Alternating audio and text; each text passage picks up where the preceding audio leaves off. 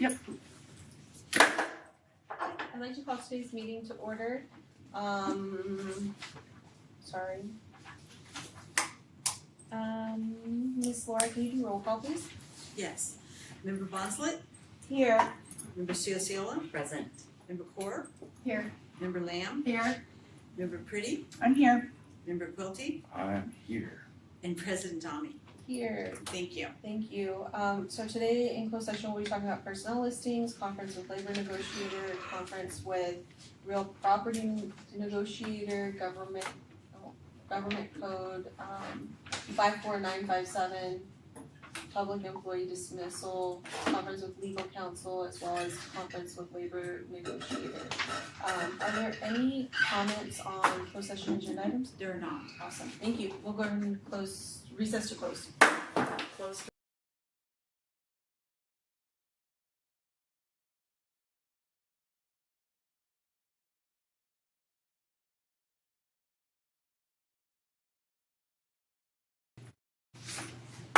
Alright, we're gonna go ahead and recall back to open session. Can we stand for the pledge of allegiance, please? Salute. Pledge. I pledge allegiance to the flag of the United States of America and to the republic for which it stands, one nation under God, indivisible, with liberty and justice for all. Thank you. Are there any requests for agenda reorganization? No? Okay, there's nothing to report. Oh, actually, there's one thing to report out from closed session somewhere. The board voted by a vote of 7-0 to reject a claim presented and gave the authority to notify the claimant of this denial. And then student reports. Hello.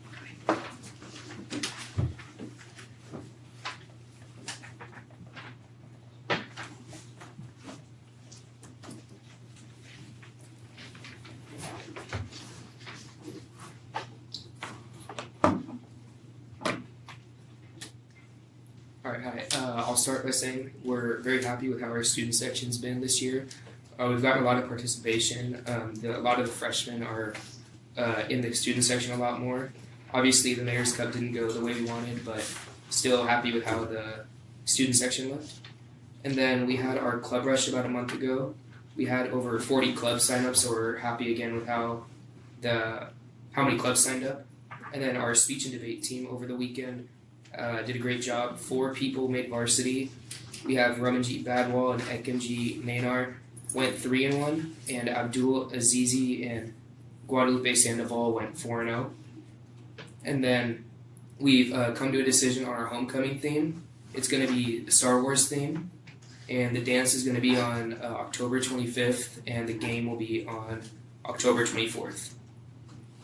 And then for one last thing, I'd like to address our upcoming leadership field trip to the one-day CATA conference in Woodland. On behalf of my leadership class, we're very disappointed that our trip was approved and is now facing transportation challenges. It's a valuable opportunity for students to grow and develop their leadership skills through networking workshops and listening to a motivational speaker. At this time, the district has offered a bus, but due to scheduling constraints, it would result in students arriving about 90 minutes late and needing to leave 30 minutes early. It would significantly reduce the time that students can engage in the full experience that the conference has to offer. And not to mention, it would also be really rude to show up 90 minutes late and then leave 30 minutes early. Our leadership class is very disappointed, and we're requesting that the board and district personnel can come together to explore different options so that our 45 students can attend this workshop. Thank you. Krish, can I ask you a quick question for your for the CATA conference, right? What is the hours for the actual conference? Do you have that? And if you don't, that's okay, bud. I don't, but if you give me like 5 minutes, I can I ask. think I have it. I think it's 8:30 to 2. Yeah. Okay. Thank you, Ed. 8:45. Yeah. Thank you. All right. Staff recognition. Thank you. So, Jordan, sorry. Well, So we're excited that we get to engage in this tradition and honoring our staff members as we start the new school year. We want to say good evening to our staff and our audience members. We're excited to recognize some exceptional district staff who help shape our culture of excellence. We know that staff recognition increases productivity, promotes employee retention, and encourages continuous improvement, all of which has a positive impact on our student outcomes and the experience here, and helps YCUSD achieve its mission statement of preparing the foundation for each student to build tomorrow's world. So with that, I would like to welcome Rocco Greco to the podium to honor the staff from Andros Caparos. We do everything together at this point, so I'm going to bring our 4 people up right now, and then we'll start to do it. So Raji, Francisco, Frank, and then our 4th person couldn't be here with us. I'll tell you a little story on that today.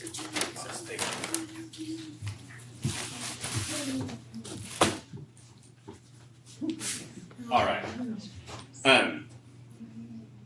This is one of my favorite nights of the year. I love being able to recognize all of the people at Andros Carperos who are just working so hard, not just for kids, but for our community. And as we get started, what I want to say is we all have families. We all love most of our family, and we work through some of the other ones in our family. But family are people that you don't get to choose. They're just born, they're your blood, and you learn to love them, and they love you. And work is a lot the same way. They didn't get to pick me. Some of them I didn't get to pick. We just get thrown together. But what I will say about AK is it is a welcoming family. So when you come on campus, I know people feel it. I know the community feels it. I know our students feel it. And I know our teachers feel it. And I think the evidence is there to support that at this point. These 4 people embody what it is to be family and what it is to work for each other. So real quickly, I kind of want to run through, and I don't normally write things down, but today I wrote them down because there's some things about each one of these people that I really want you to hear. So we are going to start with Mr. Francisco Fernandez.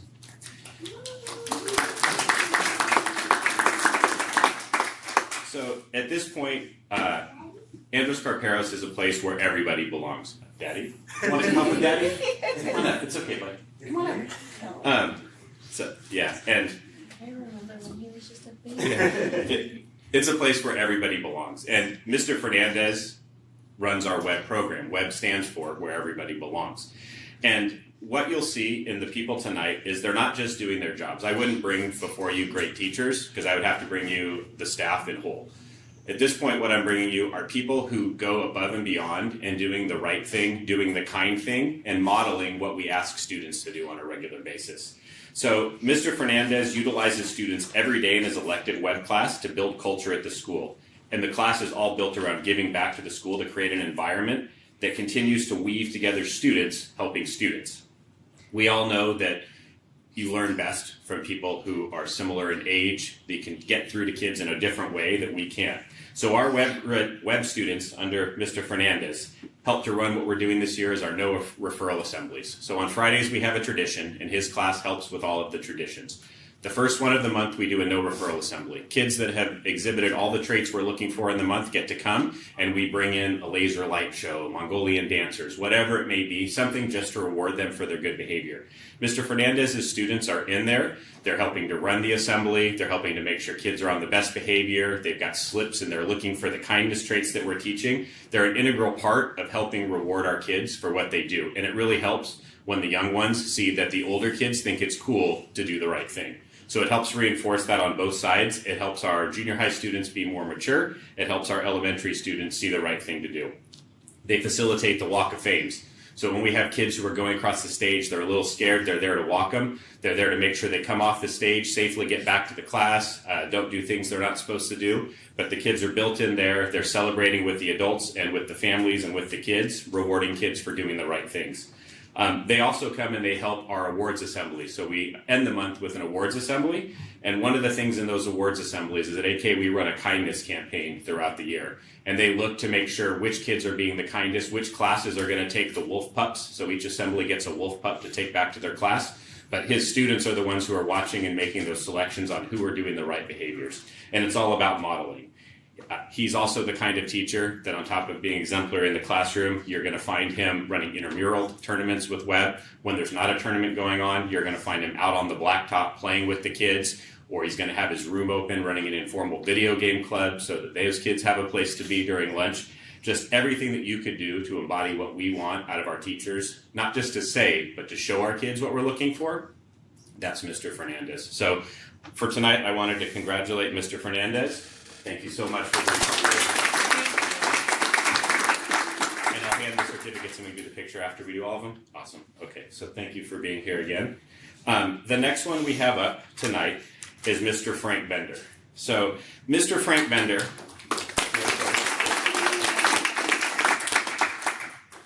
first thing you're going to hear when you see Frank's face in the morning is, how can I help? Where do you need me? Is there anything else I can do to help?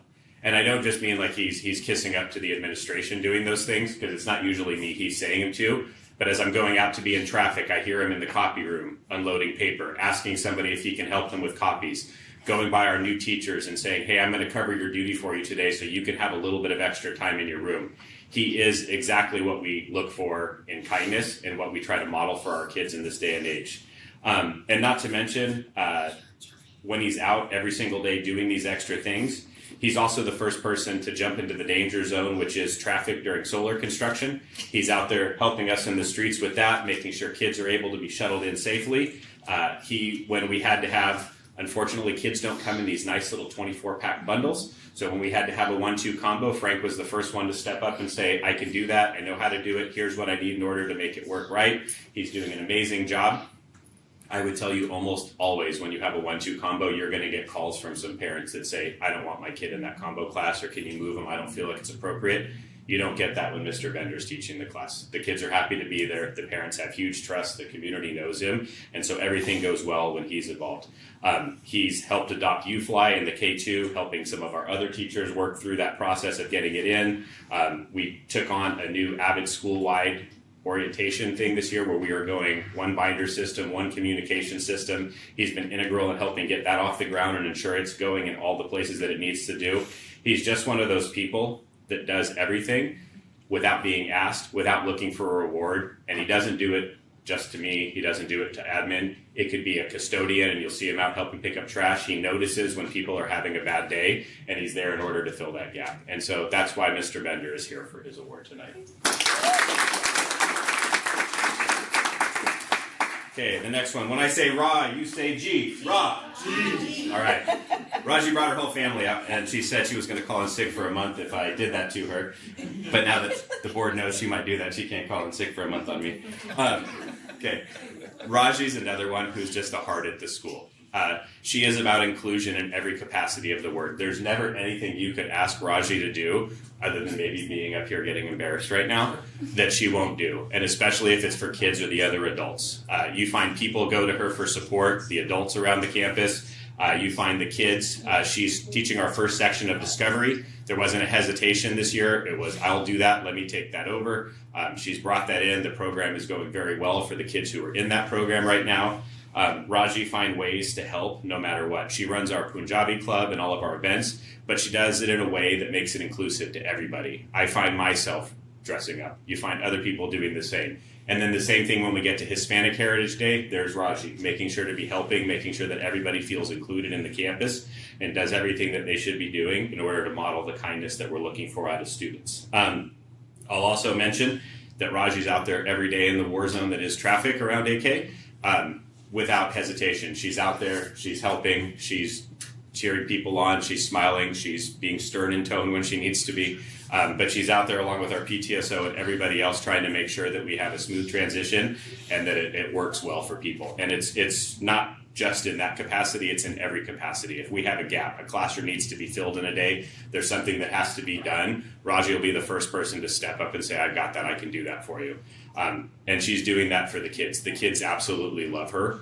The kids who have to go to the reset room where she works, they do a great job of recovering for her. You'll also find kids at lunch who are scrambling to get over there because they need a little emotional support. They want to talk to somebody, and Raji's that person for a lot of them. So she really is the heart at AK, and she embodies a lot of the traits that we want to see and helps people with kindness. So for that, that's why Ms. Rahal is up here tonight.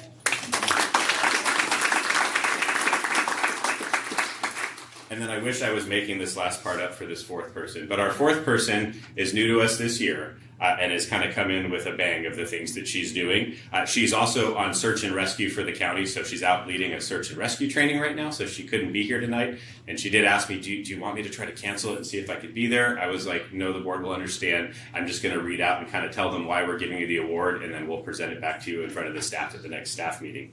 So Alicia Wright is new to AK this year, and her impact was immediate. So there are many ways to teach students, but we find, especially in a Tier 1 environment, the best way and the most meaningful way is to make it project-based and to make it something that gives back, that they can actually see value in what they've done. So Alicia came in as our Prop 28 teacher this year and is teaching digital media arts and web technologies, and eventually that will bleed into our theater program that we're working on creating at this point. And even to my surprise, we go to our first assembly, the one I was talking about that Mr. Fernandez helps run. We're there for our kickoff assembly for PBIS and our kindness campaign, and we teach a trait every single month. So this first month it was treat others how you want to be treated. And normally one of us old folks stands up there and tells children, this is how you are kind, and this is how you should do it. Does everyone understand? And they go, yes. And then some of them get it, some of them don't. But even to my shock, when I walk into the assembly, I see junior high kids everywhere. We've got the web kids all around, but then as I look around, we have a yearbook section that Alicia is teaching. The kids are in there, and she's running around explaining apertures, how to take pictures. She's taking pictures of all the events, not just at our assemblies. You see them at every sporting event, in our student section, in our newly redone gym. Everywhere that we're working, she's got students at every single event and is orchestrating them being there in order to capture all the moments for kids, to not just have a yearbook, but to be able to offer a free digital yearbook at the end of the year for kids who may not be able to pay for one, but to make sure that's there for everybody. So on top of her yearbook kids who are there taking pictures, you've also got her digital media arts class. And we get to teaching the first trait, and the lights go out, and the video comes on. And without even knowing this was going on the administrative side, they've already teamed up. She's reached out to other teachers. The elementary teachers have given her the trait. She's had her kids create a video acting out what that trait should look like. And I have to tell you, watching the kids being able to see their cousins, their older siblings acting out what kindness is the right way to do it, it has the right effect on the junior high side for those kids seeing it and how it embodies what they're supposed to be. But for the little kids, it's had a huge impact in seeing that. And so they've already started doing those videos for each month for each of our traits that we teach. But they've also created a give back program where teachers can go, and if they want digital presentations put together, you'll probably see one in March when we come back for our board presentation. We will be bringing a laser light show. Just all of those things. And what it does is kind of what all four of these people do, is they take all the things that are kind of dangling out there at a school, and what we try to do in administration is wrap that together into something cohesive. These four people are people who are wrapping that into something cohesive, making it something that will persist for a very long time and just become the natural culture of what AK is. So for that, I just want to give a special shout out and thank you to all of our four teachers. And since kindness is our theme every year until we get that completely right, we've brought each one of them a kind bar, because they all deserve a kind bar. If you're allergic to nuts, please don't sue me. Okay, so they each get a kind bar, and then I know we need to take a picture with everybody. So, shall we take a picture? All right. So, Francisco, I'm going to hand you this one. Yeah. When I say raw, you say G. Raw. G. There we go.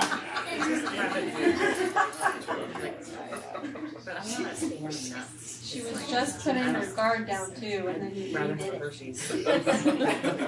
Or like 100 grams.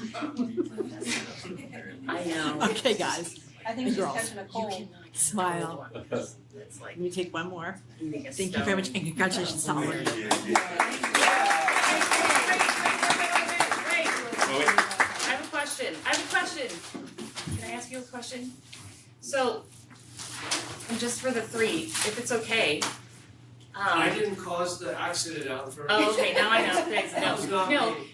because they always explain, the administrators always explain the what you do, right? That you went above and beyond and how, and I love that. But I'm always interested in why. And he can't answer that. Am I putting you on the spot?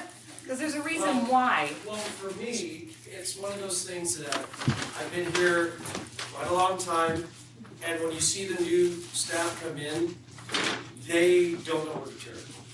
And so I feel like I always appreciated when there was someone there. Shauna Macy was there for me. And so I feel like I owe them for her.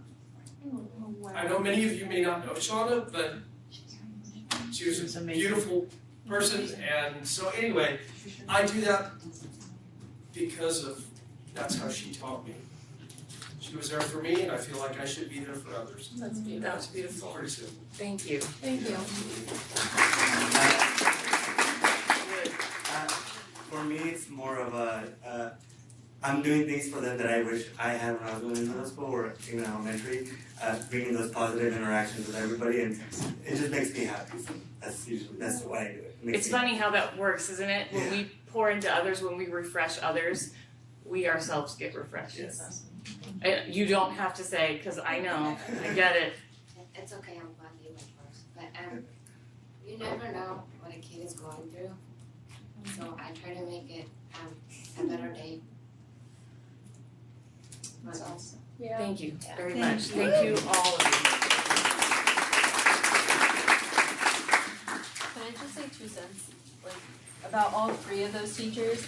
I don't think, I know 2 of you guys have like seen me on campus at AK when I used to work there. But each and every one of you guys are memorable in your own ways, and exactly what Mr. Greco had said, it's truly embodies all 3 of you guys. Like your little lines when you're walking, your little ones, you know, I'm always envious of them with their little backpacks, and when you're taking them from the lunchroom and you're going on they're like following on the lines. I remember that very vividly. But for them to follow your direction shows great leadership in your classroom, and that the kids respect you at such a young age, right? And that you have a loving relationship with them. And for Raji, I know Raji, and exactly what Mr. Greco had said about you too. For kids to go into a classroom during their lunchtime and want to spend time with an adult speaks volumes to the relationship and the environment that you create. And a lot of times kids don't have that with anybody else. And so I see that with you. And with you, I know we've talked a couple of times, you know, but the one thing that I remember about you is always your smile. And your like loving and approachable nature. And you guys may not have known when I was like on campus that I sit in this seat, but I think it just like, I just want to express to you guys that these people do it day in, day out. Yeah. And it's not, I've had the privilege to be able to see you guys in action, and I'm just amazed. And so I appreciate Mr. Greco bringing those 3 individuals, because I got firsthand experience to see what great teachers that they are. And thank you for bringing that today. We appreciate Yeah. Thank you. Okay. And your little boy is adorable. Yeah. it. Yes, you can come to any meeting.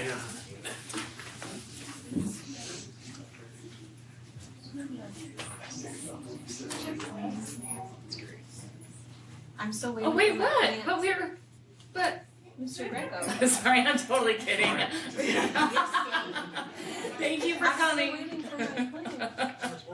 Wait, but the best, but all the fun.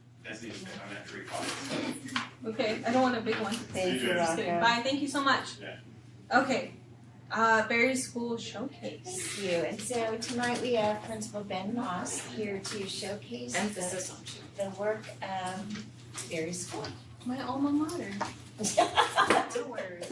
The very best 8th grade promotion ceremony to attend. The very best. You're too kind. Greetings, everyone. My name is Ben Moss. I'm the principal of Berry Elementary.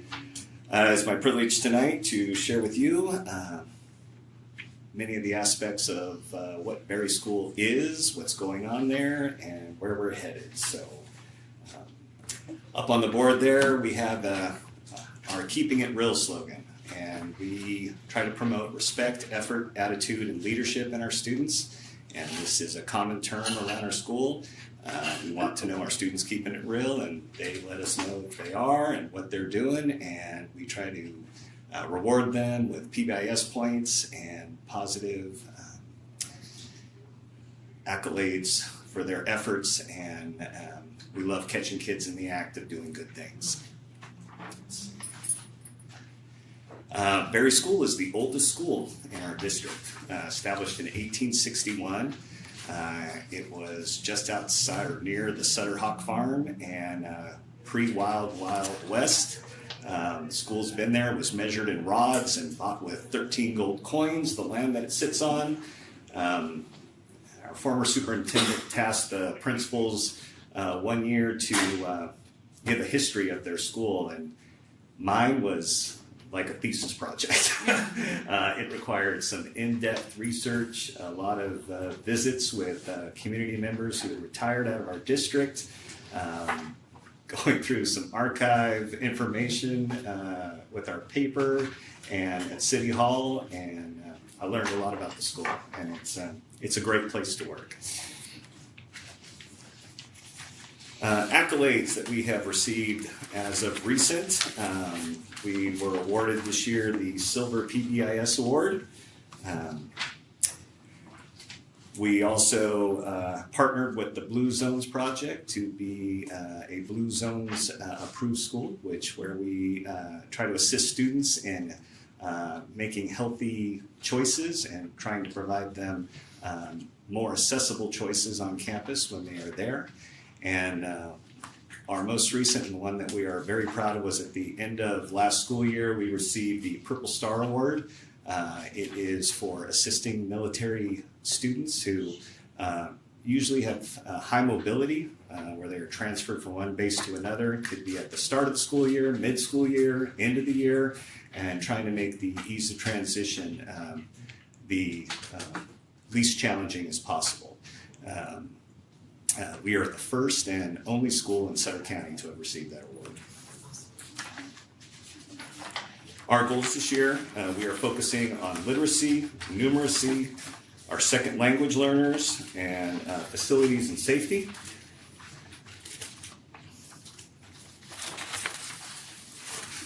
We want to instill in our students a love of reading, and to get them to see the beauty of numeracy and how it connects to every aspect of life.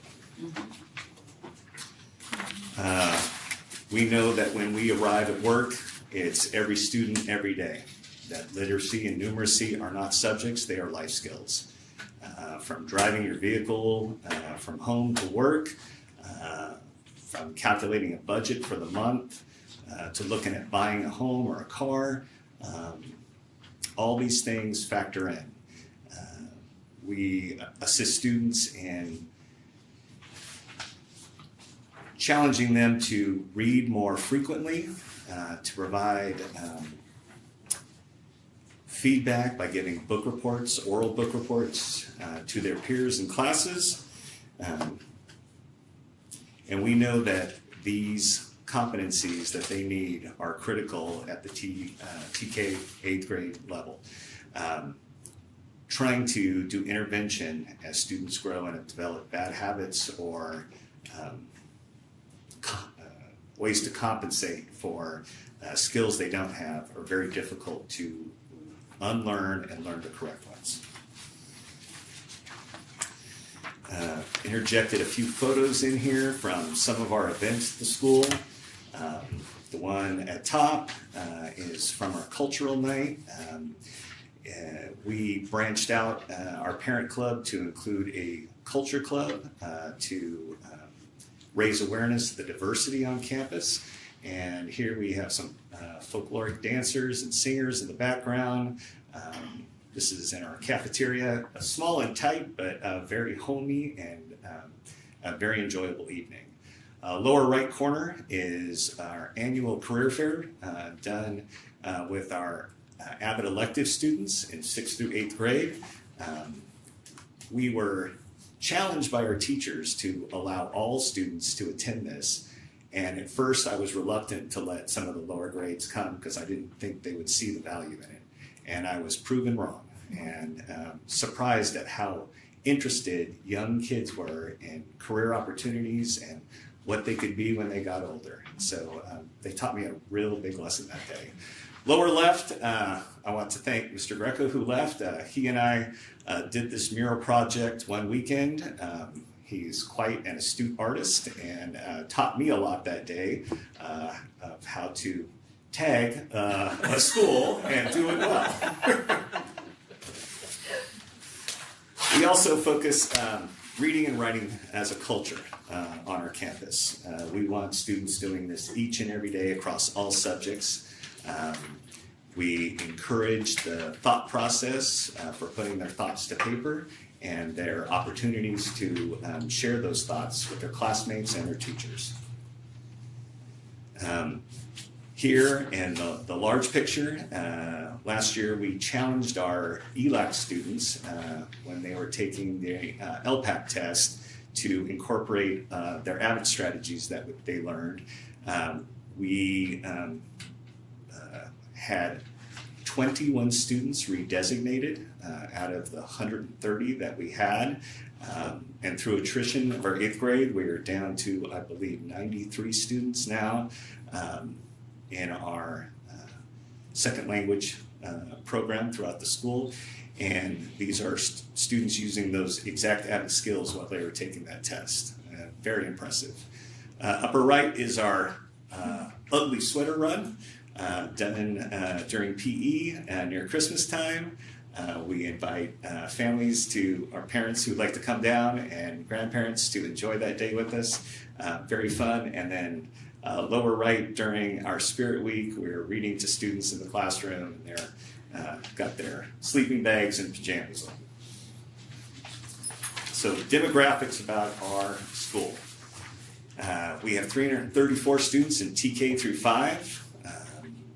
We have 221 now, 6th through 8th graders. We picked up 2 more today. Our certificated staff is 34 and our classified staff at 35. Pretty equitable there. This is something I'd like to point out, that when I first arrived at Berry School 16 years ago, our socioeconomically disadvantaged students were roughly just about 60%. And that has grown 20% in about a decade and a half. And that's pretty significant for a group of about 600 kids. Kind of says something about what our families and our community are going through. Our students with IEPs were at 57, students with 504s, 17, migrant ed students, 18. There's our current ELD students, so a drop of 37 from the previous year.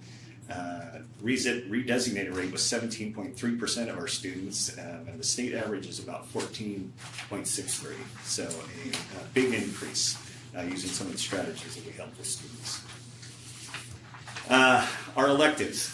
We have 138 6th through 8th graders in AVID elective classes.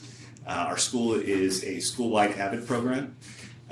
Band, we have 23 students, and orchestra 17, choir 22. This is out of the 221 students that we have currently. Our ASB leadership is at 19. Chore Corps is a program that we have during our elective period where students can assist teachers, help out in other classrooms, help beautify the campus, assist at the office. We have 28 students volunteering to do that. Our CJSF is at 15, and those kind of summarize our electives other than CTE. We do have one CTE course going right now. Now we have a photo of the large one is our choir group, singing to the members who are family members and guests that we've had at that program. Upper right, we have our annual winter program. This is K through 3. And lower right is our Veterans Day Assembly, where we invite local military individuals to come to our campus to honor them and show our respect. Here in the lower left, 2 photos, we have our 100th day of school. Students dress up as if they are 100 years old, and upper left, we have a picture of a student who's done a leprechaun trap for St. Patrick's Day. And to our right, the second play that we have done in the time that I've been at campus is Alice in Wonderland, and we did that last year. It was a huge hit, and we had kids from almost every grade level other than TK, I believe. But we had kinder through 8th grade in that. The only other play that we did before that was Annie, and we did that as a cooperative effort with our after-school program and some parental assistance in our cafeteria, and it was a big hit as well. We are looking forward to doing 2 plays this year, and excited to see that off and running. That was in 2017. Sorry? Annie was in 2017. 2017, been a while, yeah. Because I narrated it. Oh, you did? Yeah. That's all I remember. I narrated it. It was a great play. It was. So, at our refinement, focus, and growth, we're using several initiatives at the school. UFly, which is our University of Florida Literacy Institute program, which is a very structured and excellent program that teaches students the foundational skills for reading. As a school-wide AVID, we are, I think, knocking it out of the park. This is the most kids that we have had involved in AVID in the entire time I've been at Berry. We have every one of our teachers trained in AVID except 2 new teachers that we got this year, and we'll be getting them trained this year. Our multi-tier systems of support, we doing PBIS and RTI squared. We are seeing some great benefits from our behavioral academies that we started this year. We are working diligently to get kids to grasp the concept and believe in growth mindset. I was a challenged learner when I was young in some areas, and I know that you begin to believe that you can't do things, and if you believe you can't, that's where you're at. It took a very kind teacher at Sac State to help me overcome some weaknesses that I had so I could graduate, and I was very appreciative of that. We are currently doing data chats, or going to be getting data chats with students one-on-one as we've gone through our diagnostic. Our culture club, which has greatly increased our family engagement, especially with families who struggle with the English language. It's made them feel more connected to the school. In our after-school program, we are pushing art and science, and we have a very nice garden club. Here we have our garden. We had an extensive and probably one of the largest gardens in Northern California.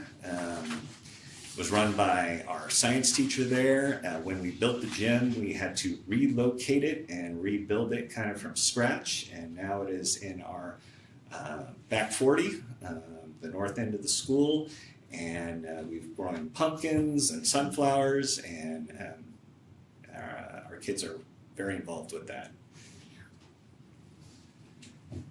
Educational opportunities.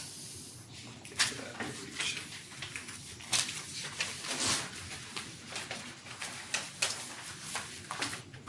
So, to go along with the discussion about field trips earlier, we see those as a great opportunity for student growth beyond what we provide at the school.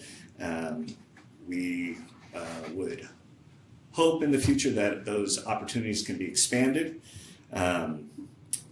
For our updated facilities, we are last year connected to city water. We still have operational well on site. We are getting our pumps replaced, and which is currently slowing down the solar project status for Berry. We're tentatively slated to have started this week in September. It's been moved to October, and we'll see if we'll continue with that date. Our grounds have suffered due to the water situation on campus, and professional development. We have encouraged all our staff to make progress in the areas of working with students and helping them grow. That includes our after-school program, our instructional aides, our teachers, as well as our support staff on site.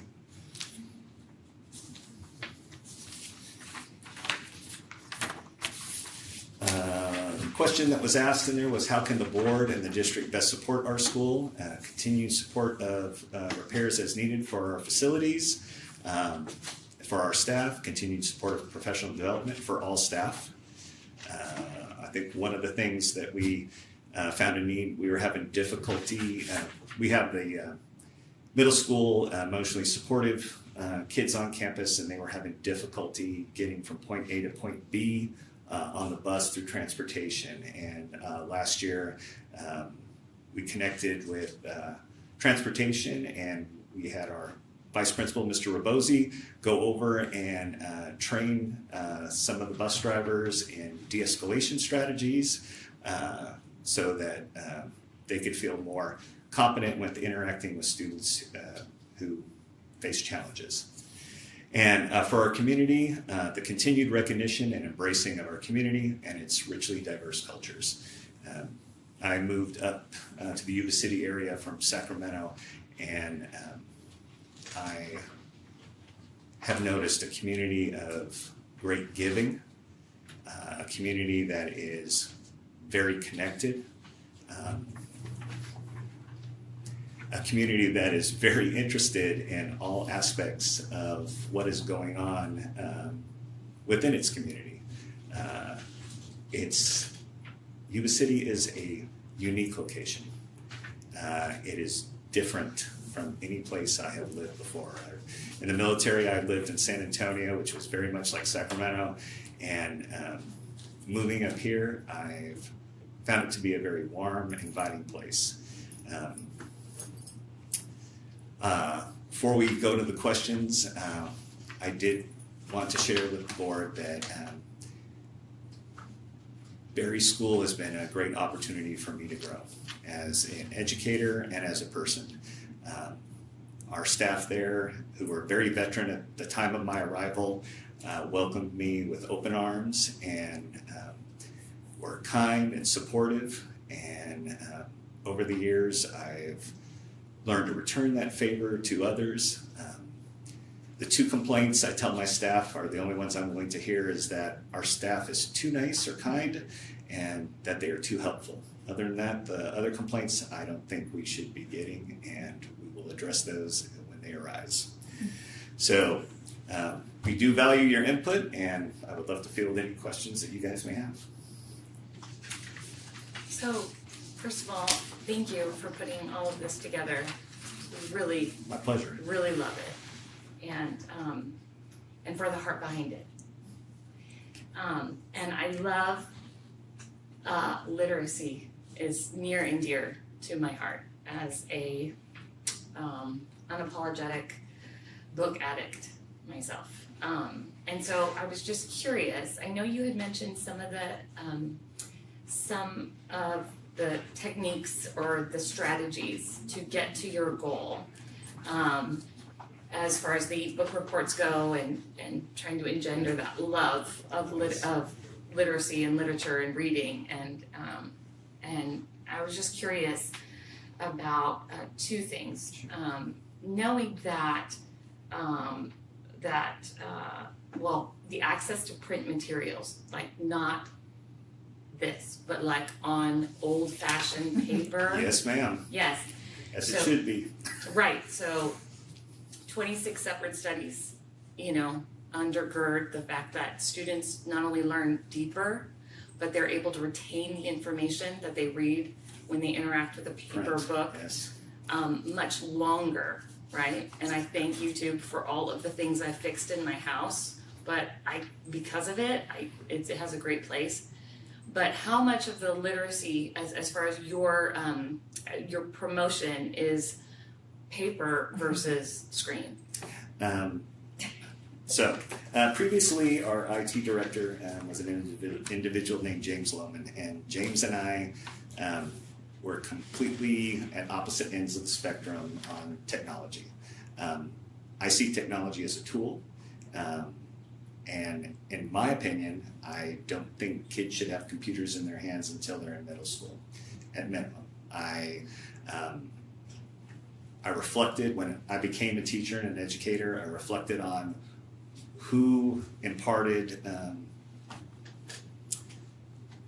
very positive and meaningful instruction to me when I was in school, and why was it positive? What did they do? How did they share that? I remember back to 3rd grade in Sac City, I went to John Bidwell Elementary, and the teacher had us working with dictionaries in 3rd grade.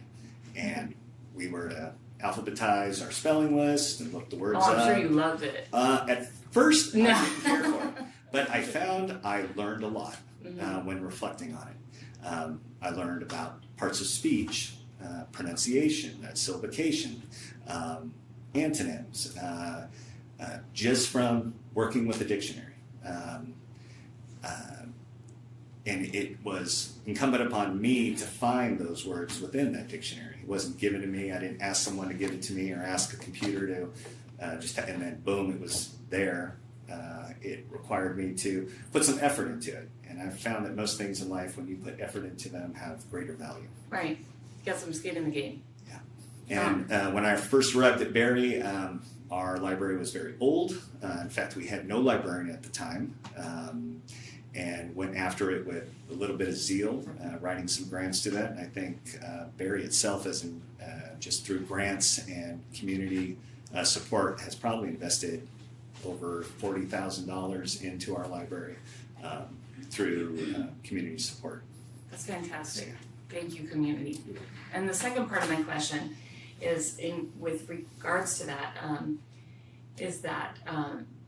statistics bear out that when students are read to out loud at least 3 times a week or more, they are twice as likely to land in the top 25% on their scores, their reading scores, just being read to out loud.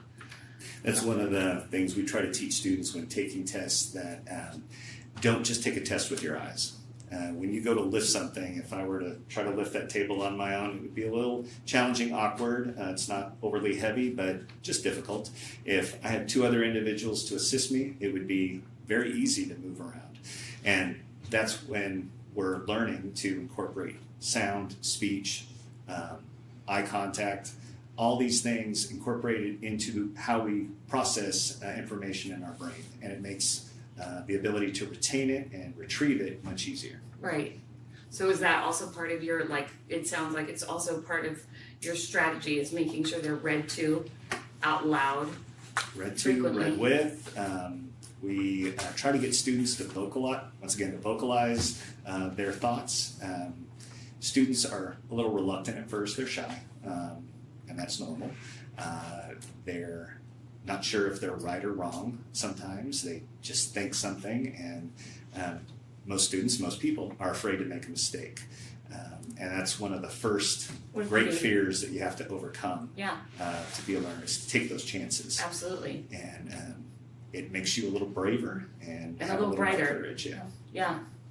That's right. It's good. And on the math component, they on that the NCES said that when you read frequently to a child, their math numbers increase. So it sounds like these 2 things are hand in hand. They're connected, absolutely. A lot of math problems are word problems, and if you don't understand them or don't understand the concept or what exactly they're asking, I've seen students do correct work, but it wasn't what the question asked. So they'll come up with an answer that is incorrect, but all their math calculations are correct. Right. That's good. Try to give them credit, encourage credit for that, for trying, but yes, you want students to have a great vocabulary, and that comes through interaction with text, interaction with other subjects. I think having the opportunity to interact with print, newspapers, magazines, comic books. Yeah. I remember I was a big comic book reader as a 6th and 7th grader, and learned a lot of things. And my mom was always one to tell me, if you don't know it, go look it up. Right. And she didn't want to give me the answer either. It's like, Yeah. and she'd tell me if I was right or wrong. Yeah. That's good. Thank you very much. You're welcome. Thank you. Thank you. Thank you, everyone. Thank you, Mr. Moss. Alright, See you next for lunch. report that we have is on advanced placement program. Hi, I'd like to introduce Amy Murray. She's our assessment coordinator at the district office. Hope Alley, she's our AP coordinator at River Valley High School, and Kendra Moore, she's our AP coordinator at Yuba City High School, to briefly talk about our advanced placement program at both high schools. Thank you very much, Tino. Hi, good evening. I'm Amy Murray, and I'm the Coordinator of Assessment and Accountability in the Educational Services Department. And I would like to introduce our 2 advanced placement coordinators that we have here. Oh, I'm so sorry. We have Kendra Moore here, who is our AP. Sorry, we have Kendra Moore here, who is from Yuba City High School, and we have Hope Valley, who is here from River Valley High School, and they are both the coordinators of their school sites. So tonight, we are going to update the board regarding the status of AP testing in YCUSD, and we'll start with a 5-year overview of the data, and then we'll share out information about the AP program at both of our comprehensive high school sites, and then we'll conclude with some next steps for the future. Let's go ahead and start with some facts about the AP program. The AP program was established by the California Department of Education almost 40 years ago, and today it consists of both college-level coursework and a testing program. And successful grades in AP courses and scores on AP tests can help students to gain college credits and also to compete in the selective process for college admissions. Here in YCUSD, we have a wide range of AP course offerings. Our newest courses we added 2 years ago are AP Calculus and AP Environmental Science.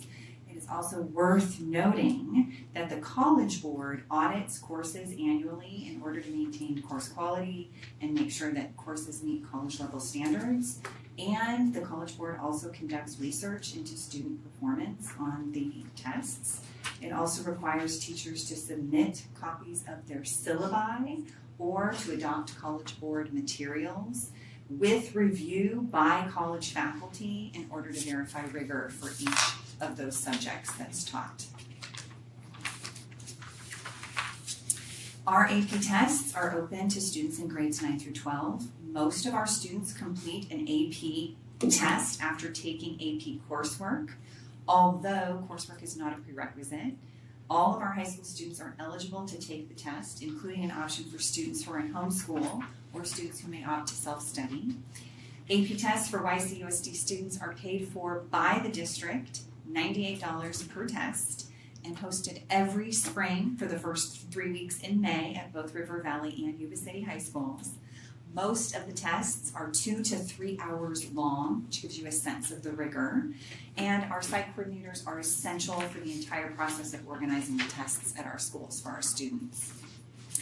Let's look now at some of the data for River Valley. This is a 5-year overview of AP testing at RVHS from 2021 to 2025. Notice that the number of AP students has increased year over year. Last year, River Valley High School had 274 AP students and gave 340 AP exams. This means that some students took exams in more than one subject, and also note that almost 60% of students scored at the 3+ level. Typically, a score of 3+ or higher is eligible for college credit or placement. Note that River Valley High School had 163 students who achieved a 3+ or higher score last year. It is also worth noting that YCUSD's Local Control and Accountability, or LCAP plan, identifies that the percentage of students who pass AP exams with a score of 3 or higher is a key performance measure. So just to clarify, anything less than a 3 is not eligible for college credit. You know, I would have to double check on the college credit piece. So You have to get a 3. I can actually answer that question. Thank you. From my understanding is that not every school will actually take the 3 or above. Most schools in the state of California will. And then if it's below a 3, they don't give college credit for the students. So they get college credit if they get 3 or higher for most schools. So But there that are would some be, that don't. if, without that 3 on the AP test, it's just like taking any history Any- class or any exactly. English class. Yes, They still get high school credit, yes. but there was no need to submit yourself to the rigor. Yeah, well, yes, and I know that colleges do look at whether or not you took an AP class versus a regular class. And I think for some colleges, it actually is better to have the AP on your transcript. Even They if also you didn't. Well, and there are numerous studies that show just taking an AP class, even if you don't even take the AP exam, shows huge success in college later on. Right. Kids Okay. don't flunk out of college as easily. Because they know what to expect. Yes, it's the rigor. Right. And they also get a grade bump as well with the AP courses. Okay. I'd also like to add, they also get really great, get really great practice taking a paid test, right?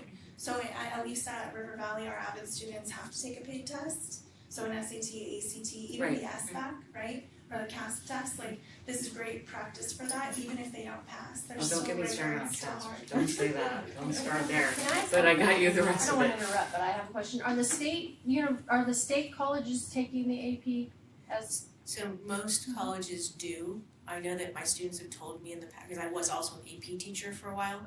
And Sac so. State wasn't it? Yeah, so there's, it's weird because it's not consistent with which colleges accept the classes Right. and which colleges accept which Scores. score, the score. I didn't think the It- state's it- colleges accepted it. Yeah, so it depends on the class. Right. Yeah. That's weird. Probably best to contact that college Yeah, I was specifically if you curious. have a I question was about a curious if specific it school. changed. She's a Well, and this is a perfect segue. I'm gonna go ahead and pass this over to Miss Allie so that she can talk about River Valley High School. So this is my slide. So I'm just gonna use my voice, okay? So last year we had Physics 1 for the first time in 2025, and they did amazing. The teacher was actually really nervous. And I said in his scores, I was like, dude, you killed it. And so he was afraid we wouldn't have a course this year, but actually he got so many signups. And so he's looking at a big classroom full of kids, really excited to be with him. It's Mr. Stewart, by the way. Okay. And then AP Pre-Calculus is really popular. We have 5 sections, we have 5 sections this year. And so a lot of students going into AP Pre-Calculus, our biggest test. And so last year it was, I want to say 103, and this year in 2025 it was 81, so it's a lot. AP Environmental Science on his maiden voyage this year with an amazing teacher. She's super excited. And then I am exploring the adoption of AP Anatomy and Physiology. I'd like to pair it with our CNA program and also our sports med program. And then also cybersecurity, which is a big up-and-coming major all across colleges. And then AP Business with personal finance. I got the go-ahead today from the teacher. He was like, yeah, sure, I'll do that. And I was like, oh, I'm gonna send an email. And then I do want to say this to the board or to whoever's in charge is 2 teachers and 1 admin attended the Boston AP Annual Conference this summer. And last year I attended with another teacher in Seattle, and the AP conference is not like any other conference. It's fantastically just amazing. And so I just want to say thank you for sending people. I really appreciate that, and the teachers really appreciate it. Well, never mind, not her. Okay. Thank you.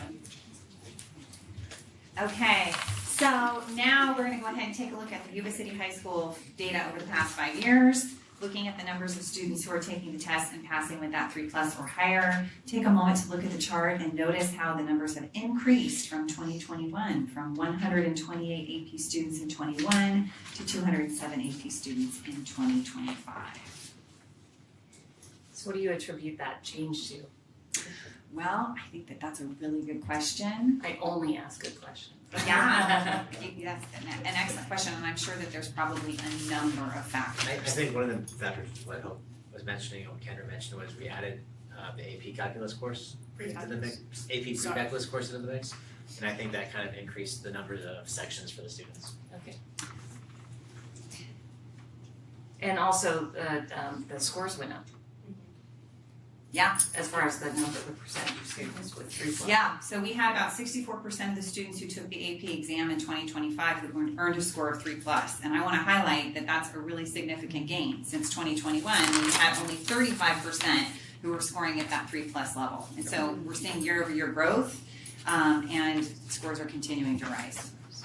So, and now, Ms. Kendra Moore will talk about Yuba City High School highlights in their AP program. Like from 21 to 23. So I do want to mention that in the last 5 years, last time I was AP coordinator was 2019, 2020, which was the fun year where we closed down that school year, and so that was the first year that they had online testing, and then the following year they were still online, and still I noticed that a lot of students weren't enrolled in AP classes, and so I've seen that rise partly because of COVID. That's a good point. And partly because of not. So I just Are wanted they to- still online? Are the tests still online? So the tests, and you can correct me if I'm wrong on this, most of them are online, and so they're trying to move to mostly online tests. Undoubtedly.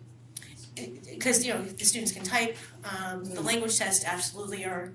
There's a verbal component that you have to write, and so yeah. So all of them are. The only ones that are probably not, like the math tests, will probably never be all online.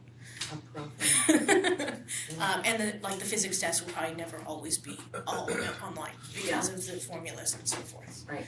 So we have 373 students currently enrolled in AP courses. We have 73 students in AP pre-calculus. We have 3 sections, and there are 13 teachers that are teaching all of our classes. We have an enduring program, I have to mention, since 1989, I asked some of the science teachers that actually went to high school at YC, and one of them remembered that when they were in high school in 1989, that they were offered AP classes in that year. So we've been having them for a long time. I do want to say one thing. Thank you for paying for the AP exams, because in 2019-20, the students had to pay, and there was lots of paperwork and lots of other stuff, so I just want to say thank you for paying for those. I remember when I took the AP exam, I hated it, but I took it in AP Spanish, and language tests are hard. Yeah, but I love math, and so it'd be really cool to take AP pre-cal. It'd be fun.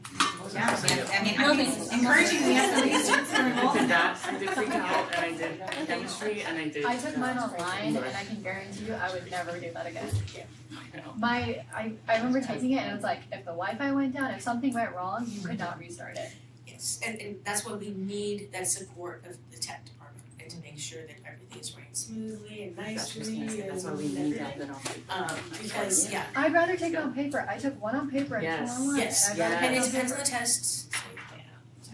Earth to cast.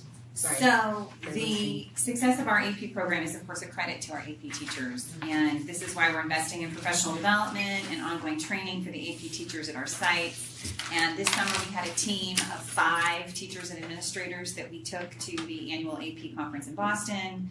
Keynotes from the conference in Boston emphasized the relationships between AP and industry, and AP and CTE, or career technical education. And to that end, Career Kickstart is a CTE pathway that's associated with AP that we may explore.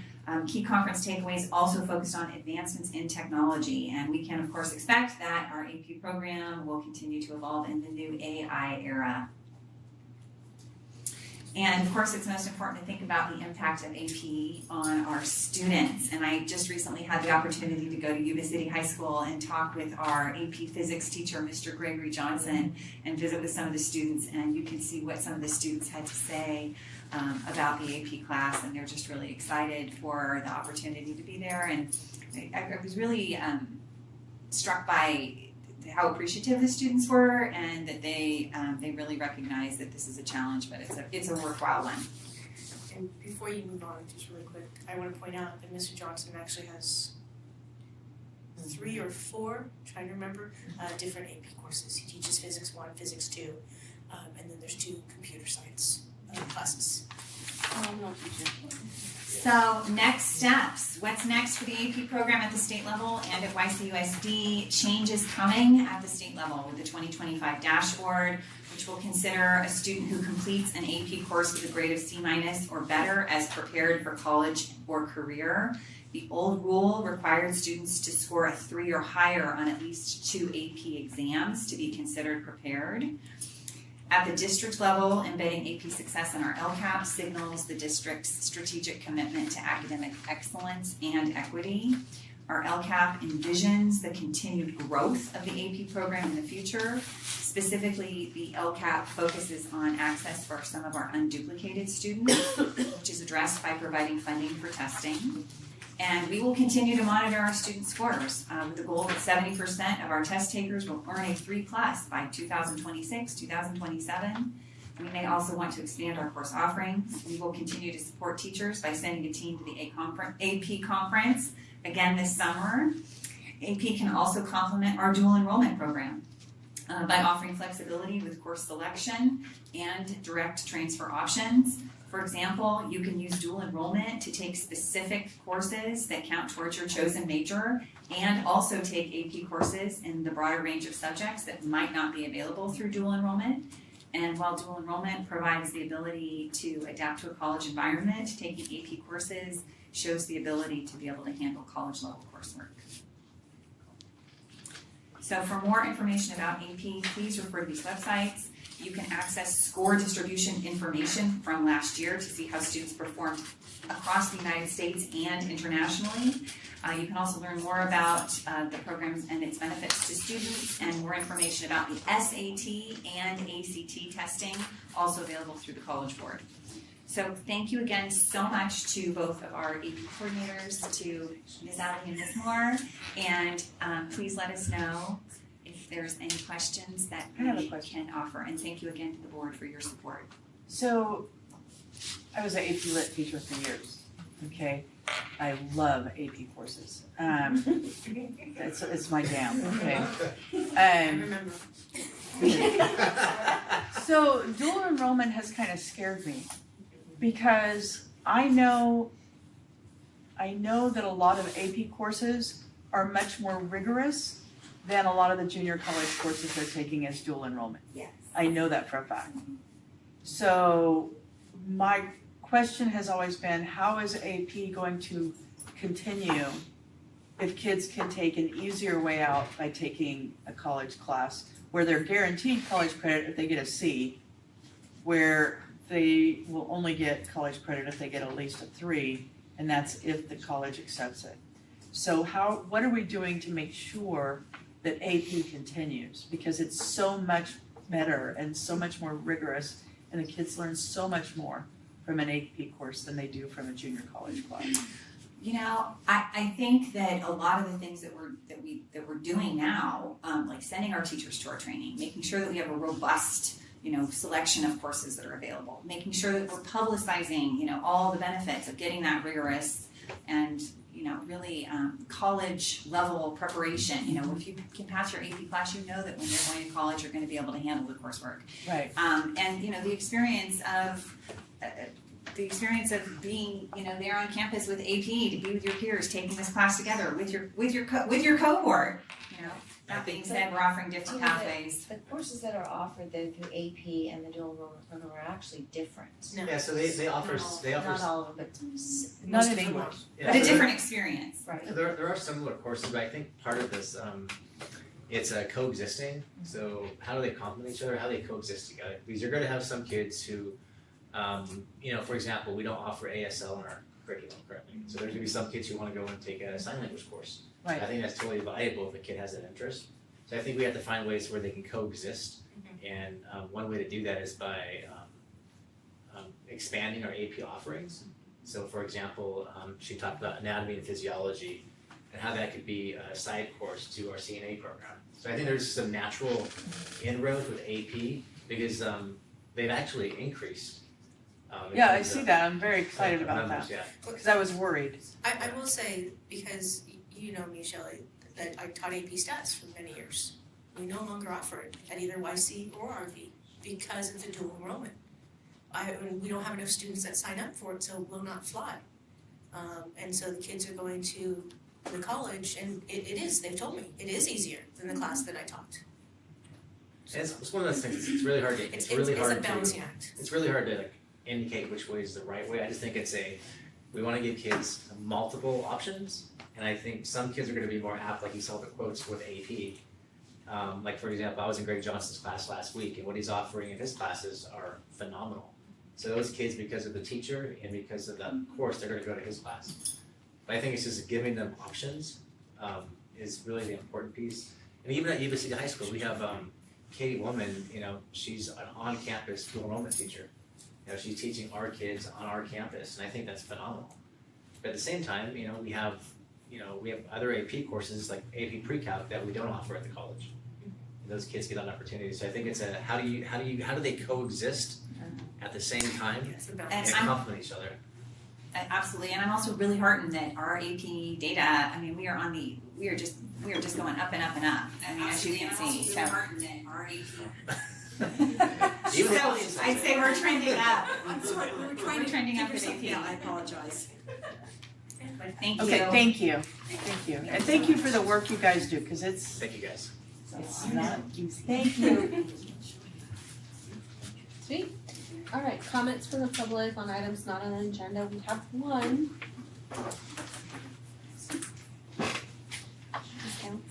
Not on the agenda? Yeah. The Brown Act, specifically Government Code Section 54954.2, provides that no action or discussion shall be taken on any item unless it is adequately described in a timely posted agenda. Accordingly, though the public may comment on matters within the board's jurisdiction that do not appear on the agenda, the board cannot respond to such comments without running the risk of deliberating or initiating discussion on topics not properly before the board. Given the prohibitions set forth in the Brown Act and the risk associated with responding to public comments, the board does not respond to the community's questions or comments. The board will respect the rights of the public to express their viewpoints on matters within the board's jurisdiction. However, comments that are defamatory or violate the privacy rights of any students or individuals may not be protected by law. The board shall not permit any disturbance or willful interruption of board meetings. Oh, Ms. Counts. Hi. Hi. So I'm Trinity Counts. I'm the AVID coordinator over at River Valley High School, and this is my first year. I've been with AVID since my second year of teaching at Lyndhurst High School, and I've been teaching AVID now for 18 years.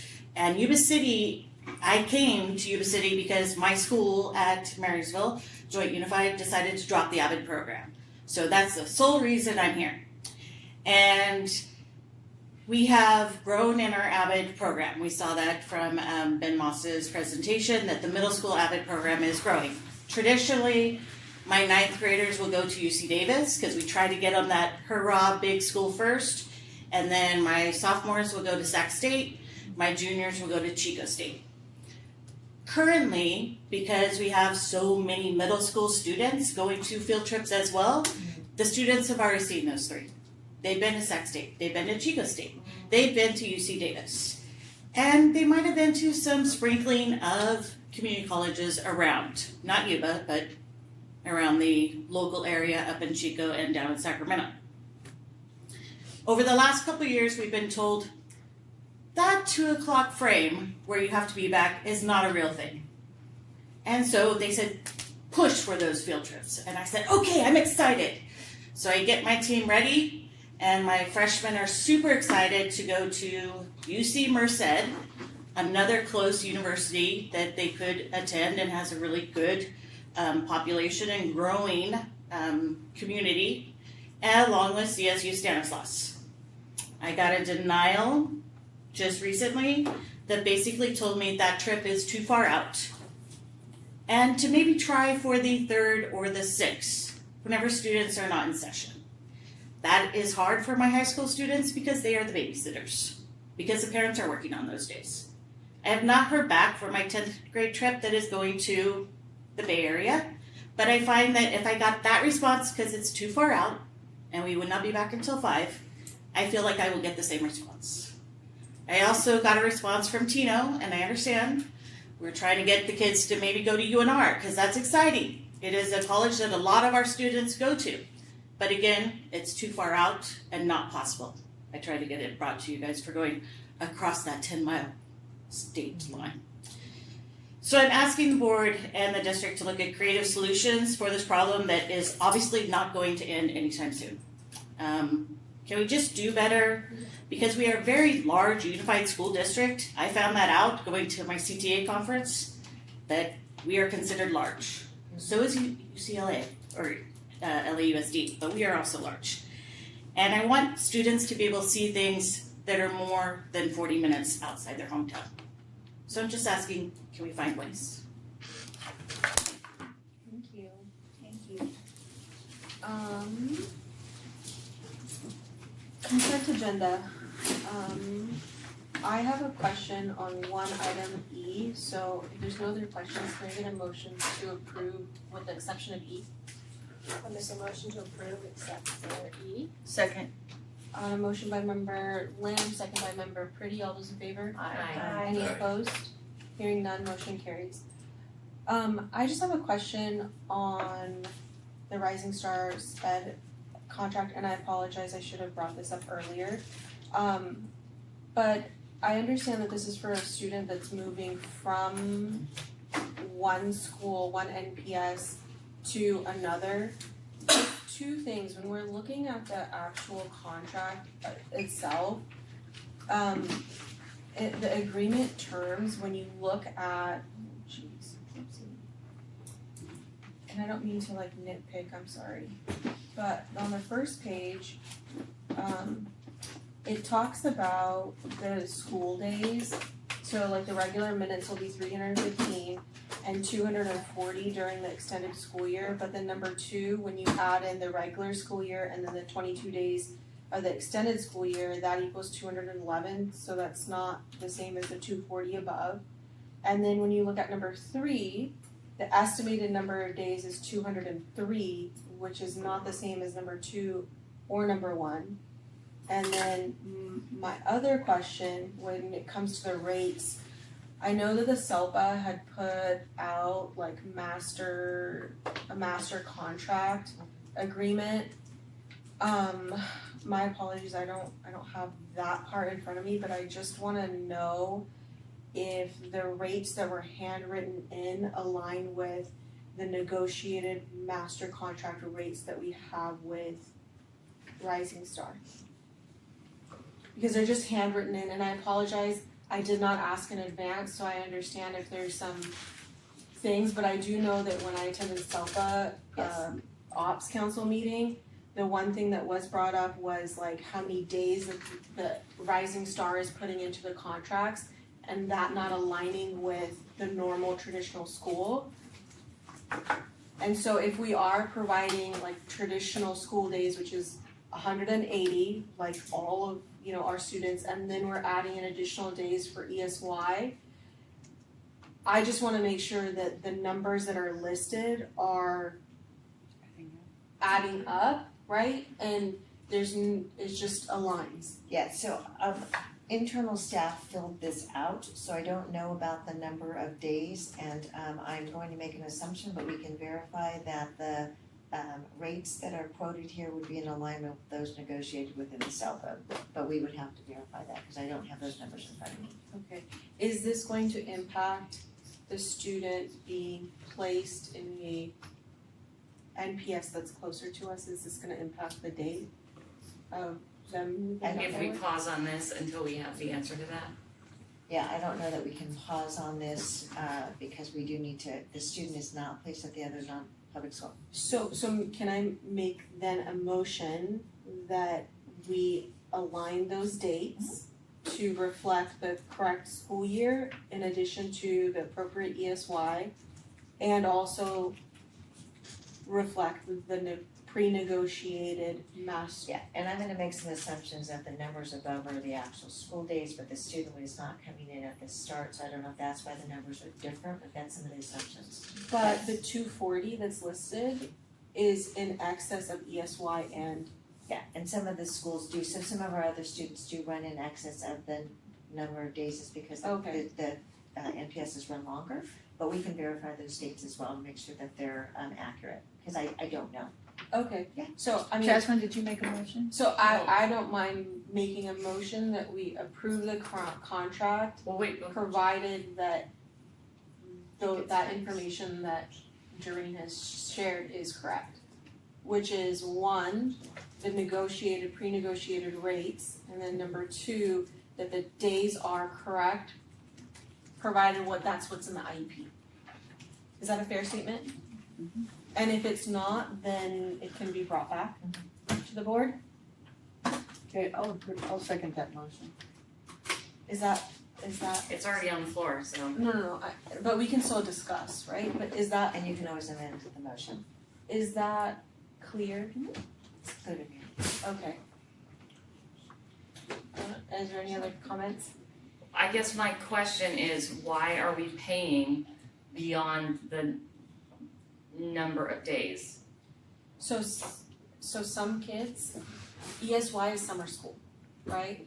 And there is a question on a student's IEP that talks about regression, right? And so if the student's disability impacts them in such a way where if they're not in school for an extended period of time, that they'll regress and it'll take longer for them to be able to recoup the information that they've lost, right? Mm-hmm. And if we answer that in an affirmative, there's 2 worksheets that we actually have to go through as ed specialists. If we answer those questions in yes, they will regress and it negatively impacts them, then we have to offer them extended school year. And so that's what the extended days are for? Correct, but then Jareen is also bringing up that this is a unique situation. This student could be, like we have some others, that they're in those NPSs beyond ESY, or maybe their ESY might be longer. Their summer school might be a little bit longer than what we traditionally offer in YCUSD. Right, so the way I'm reading is that their normal school year is 189, extended school year is 22, and I believe the estimated number of days is because when I add that's 211, and so he is not going to start at the start of the school year. So I think that's why the numbers are different. But again, some of the non-public schools do run longer, and so you'll see not like 180 and 20 like we normally run. That's what I believe is the differences here. Okay. But we can verify those numbers. Perfect. Yeah. That will So you have a motion and a second. I have a motion by me, and then a second by member Pretty. All those in favor? Aye. Any opposed? Hearing none, motion carries. Verify this rate. Thank you very much. Oh, I was jumping way ahead. Board comments. Rising Star Sped contract So this is revised. a little different because that previous one on consent was for a revision based on a student who was previously at Acadia. This one's for 2 new students who will be starting at Rising Star. Well, not to be contrary, but wasn't it the same LEA? Oh, never mind. I'm looking at the case manager again. I'm like, it's the same thing. I have a question on this one. So is Rising Star a live-in facility? Mm-hmm. Okay. Central Gate. It's our Central Gaither school that we turned into is the NPS now. So Central Gaither was our school that was closed down, I forgot Right. this year, so now it's a non-public school. Okay, But it's a closer proximity first. but we're not running it? No. Oh, okay. But we're paying them to run it. We're paying Rising Star for these 2 students. Yes. They lease our facilities and they provide a non-public school at that. We need non-public school services, so we in turn And it's not place just our kids there. either, it's other. Well, I get it, I understand. We But didn't yes. we didn't work in the contract that like, hey, we're leasing this land to you or we're leasing this to you, but we get like free use of your facility? No, there is actually some preferential Who language. negotiated that? That's not. There is some preferential language in our contract. Alright, okay, but my serious question is with regards to medical. Why are we paying for medical items for one of these students? Things that should be like with their parents involved, et cetera, et cetera. I'm looking at the individual counseling. I mean, because you have counseling and guidance under 515, which I see the amounts of time, I'm assuming that's like academic educational counseling, individual counseling. I know it's not psychological services, but is that a medical thing? These are all educationally based services, they're not medical services. So then why the difference between counseling and guidance and individual counseling? Why is that different? Why the distinction if it's not more of a medical thing? So you mean in terms of the individual counseling? So individual counseling is, their students are meeting one-on-one with a counselor. And counseling and guidance is? I'm gonna assume that's more on the academic side. Academic side, yeah.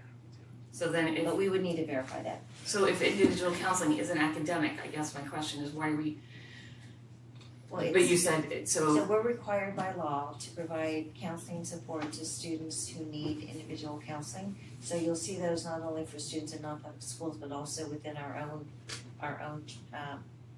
programs.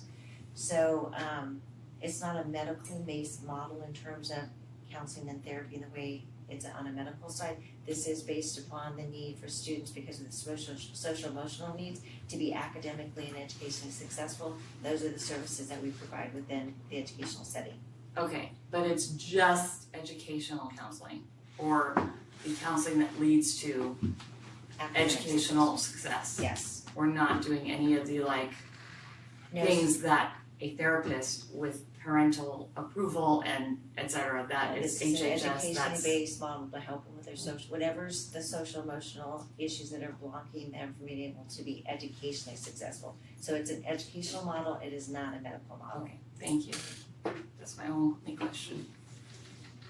For me, it's just the same questions that I had with the Okay, other, yeah. with the other thing. I will verify, I'm not sure what this one, there's days are different. Yeah, so Definitely we'll get back to you. I can make a motion that we approve pending Verification. verification of the number of days, so. I second.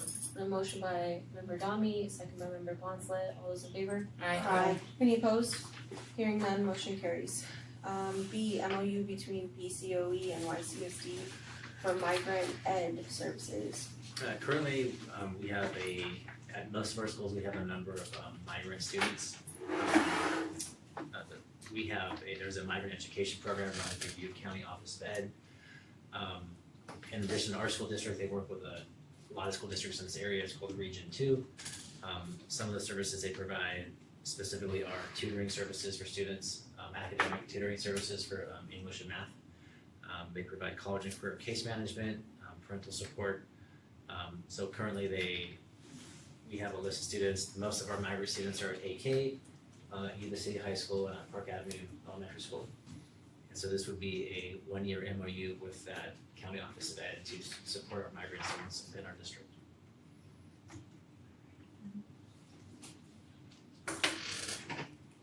Any motion? Can I have a motion? I make a motion we approve. Second. A motion by member Tuciola, second by member Lamb, all those in favor? Aye. Any opposed? Hearing none, motion carries. C, first reading of AR 5127. Currently, we do have board policy on graduation ceremonies and activities, but that board policy doesn't really delineate specific actions or expectations to participate in a graduation ceremony or participate in a promotion ceremony at middle schools. So this admin regulation, I would ask the board to consider a approval of this item so that we can actually start the school year with this. So what the one change on this is we're memorializing a practice we already do in our district. We currently had a lower threshold for attendance to participate in graduation, so we'd like to increase that to 85%. So seniors have to participate in, they have to have an attendance of 85% all school year. It doesn't count school sponsored activities. In order to participate in the graduation ceremony, it doesn't mean they don't get the diploma. It just means they can participate in graduation. And we want to increase up to 90% for our middle school students because 90% is the threshold that we have for chronic absenteeism, so it seems reasonable to be in line with what our chronic absenteeism rate is. Shelley? Just a question, I've been on a graduation committee in the past and thought I still was, and did you guys have a meeting? But we have not met yet. Okay, Yeah. so this all came about from what? Principal input. So they have our schools do have a practice that they do where parents can appeal a decision.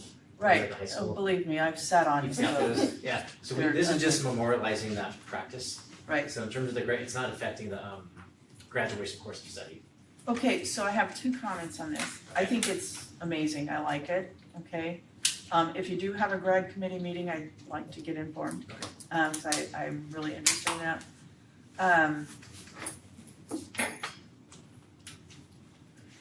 I'm gonna say this, but I don't mean it to be demeaning it, but it may sound that way. Usually when parents come to appeal a decision that a student can't walk, very rarely does the district usually there's a big cave in and the kid walks anyway. So I just want to make sure if we have this policy in place that we start really upholding it. That, okay, you can come and tell me great Aunt Fanny is coming all the way from Timbuktu and she's on her deathbed and her last wish is to see Junior walk across the stage. Tough crap. Junior didn't do what he needed to do in order to walk across the stage. I would like to see it to have, I mean, if we're gonna vote on having this as a policy, I think we should make sure it has the teeth necessary to uphold it. So Shelley, I'm gonna give you some historical value on this one. So this AR actually was in place by the board back Long time ago. Long time ago. Yeah. So it's still been in practice, and so we thought because of the concern regarding the attendance rates. But I'm also going to correct something that you said, is because, trust me, I hear about it. I think the upholding of the policies has been very probably in effect, and that the number of kids who are actually, the appeals are granted are fewer than have ever been. So Okay. I get that. Well, and that might Other be side, more, yeah. because I haven't sat on an appeal Appeal committee for yeah. over 5 years, so. Yeah, and it is, I think. But it was just a. And I do, and I know what you're talking about, and so I think we've really, and Tino gets the brunt of it, and then I get to hear about it next, and then they're in here trying to get to my office, and it's like the. It's ugly. Yeah, and it is, and I get it, and but then there is an expectation that's been set by the board, you need to do this, and this ceremony is not the diploma is still granted, however, this is. Ceremony's a privilege, not a right. It is, it's not a right, and so we've been really clear about that. And to that end, if you asked did you finish your question? Mhm. To that end, I imagine that we have worked in some part of the process as a notification when they start reaching a certain threshold, that there are Letters. stopgaps, yes. Letters in and place, meetings, and right. letters and meetings. Okay. Well, They they, know. they're gonna sign a contract, correct? Yes. Yeah, cause they do that at the high schools. Yes. The one thing where it's gonna hit is when they leave for Christmas break. Those absences at Christmas break. The kids who take an extra 2 weeks or whatever at Christmas break, that's gonna be. You're absolutely right, and I think this is why, and I'm gonna add, the request would also be to waive the second reading, because they would like to get this out and 100%, yeah. and 100%. everyone hear over and over and over again, Right. this is in place and this is the expectation. Right. There's just one thing I would add. And I feel like it goes in line with something you already have, but in the interest of total clarity, on both of these, it says, it makes a stipulation that, again, that their behavior, the students attending promotion ceremonies must attend rehearsals and must behave appropriately during the rehearsals and at the promotion ceremony. So that's the same for 8th grade and 12th grade. I would like to add that part of that behavior is also with regards to their dress, that they maintain the dress code, whether it's in promotion. Because I imagine there is a dress code for promotion. Yes. And, because there should be, and it is a solemn occasion and some, and so, and it's professional, it's educational, and it's not about, some of the attire is inappropriate for the occasion. And so, And I don't know, Tina, I haven't looked at the, in it specifically, I think she's talking 8th grade, because the high schoolers are. they're covered. So I think it's a matter of, there was, I'm gonna talk about when my children went to Barry, a very strict dress code that was enforced. And so I think it's that conversation back with our administrators and parents again. Well, I'm not saying what the dress code is, but whatever it is, right. It's like, you've got, and the other thing is like, look, I might be a prude, I will wear that happily. And like, I've been to the high school graduations where like they've got the caps and they've decorated them and there's like caps with profanity on it. And I'm like, that's not in line with the professionalism, the honor, and I get it, for them, they're 18 and they're just a kid, but it is, I think it downplays the gravity of what you've accomplished by putting profanity or things that, on your caps, and then in the 8th graders, when they're, dressed in ways that, again, do not reflect the academic honor and gravity of the Well, I see what occasion. you're saying, like the strapless dresses, they can't wear strapless shirts to school during school, so you shouldn't be able to wear a strapless dress. So back in the day, it was they couldn't wear strapless, was for promotion, no strapless, no spaghetti straps, so it was really, and it was kind of pounded into us as parents. So I think it's revisiting the dress code and expectations of 8th grade promotion, and then, Kirsten, I'm sad to hear that there was profanity on the hats, because that's one of the things they do talk about, that their appropriateness. You can decorate your cap, but it has to be appropriate. So there should not be any profanity. So if you did, I saw something, I can reiterate that with our administrators. I just, again, I didn't call them out, I didn't call the administrator out, I just noticed it and thought that was a poor reflection of that individual's hard work. Right. And I was like, it's too bad. We can definitely address that with our administration in terms of 8th grade promotion ceremony and high school graduation. So there's a request to waive second reading. Yep. So can I get a motion? I make a motion that we approve and waive second reading. Waive first and then take the motion second. Yeah, that'd be too. Well, can I get a motion to waive the second reading? So moved. Second. On a motion by member Pretty, second by member Core, all those in favor? Aye. Any opposed? Hearing none. Can I get a motion to approve C? Well, before we do that, will they put in the dress code part? Regardless of what the dress code is, behave appropriately and adhere to the dress code. That's fine, you can add that language if that's what the board would like to Yes. see. Yes. Yeah. Can I For get the a, 8th graders. can I get a motion to I make a motion to approve with the amended dress code language. Second. On a motion by member Ciola, second by member Bonsley, all those in favor? Aye. Any opposed? Hearing none, motion carries. Board reports, information, and discussions. I think there's a technology committee meeting thing that's coming up. I got invited. I did too. I did too. I did all. There you Come go. on. We also got invited. It's Well, you know what, Here we you go. appreciate you, I will be there. When is it? We're all gonna be there. October 8th from 4 to 5:30. Typical DLDO at 4 o'clock. Is it a standalone or is that the first of many? That's your second one. So it'll be probably 4 more after that. Okay. Cool. And are they like monthly? Yeah. Okay. Okay, fantastic. I guess there's no other reports. Written communication from the public, I don't think there was any. Thank you, Ms. Laura. Employee representatives.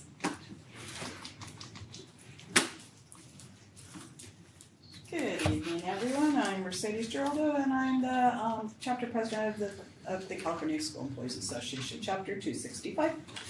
And I don't have a lot on my list tonight, but I'm going to start out with how much I know that reading is important. remember Cecile, I never say your name right. I It's apologize. fine, I rarely say it right myself. Mentioned that and about reading to students, yet our elementary school libraries only have a 3.75 employee in there to read to students, and that's kind of one of their jobs in there is to read to students. So we might want to look at those priorities a little bit. If reading to students is important, we should have somebody in our libraries to read to them, right? That being said, I just want to take a moment to recognize that a longtime library personnel, Rosa Perez, a library tech. She was at Yuba City High School for many, many years. She was a library clerk. She was a parent liaison. She was, I don't know, you pick a job out of the classified status and she probably did it, but she retired this month. And I know it was a hard decision for her to make, and but she did retire out of Berry School, so now they have a new vacancy there that I'm sure they're in the process of filling. Probably a transfer took it over, I don't know.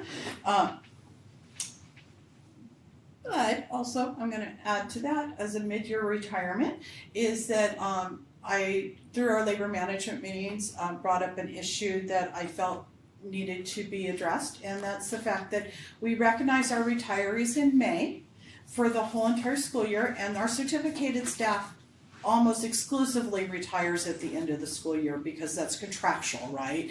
They really can't retire mid-year. I don't know the rules, but I'm assuming they can't really retire mid-year unless there's a medical issue, things like that. But classified folks, we retire whenever it works out for our calendar, and most of the time that's before December 31st because you have to wait a whole year to get your COLA in January through CalPERS, and so if you retire before December or before January 1, you're going to get that COLA in a year.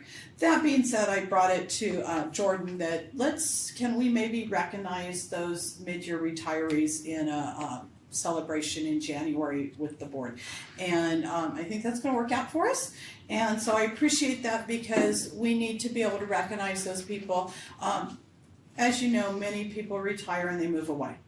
And if somebody retired in September, the chances of being around in May are a little slimmer, and it's a little harder to get our classified folks there. So I do appreciate that effort to recognize those retirees. Might be one or two, might be quite a few.